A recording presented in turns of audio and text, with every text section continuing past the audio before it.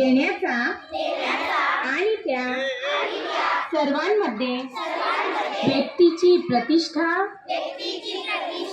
व राष्ट्राची एकता आणि एकात्मता यांचे आश्वासन देणारी बंधुता प्रवर्धित करण्याचा संकल्पपूर्वक निर्धार करून आमच्या संविधान सभेत आज दिनांक 26 नोव्हेंबर 1949 रोजी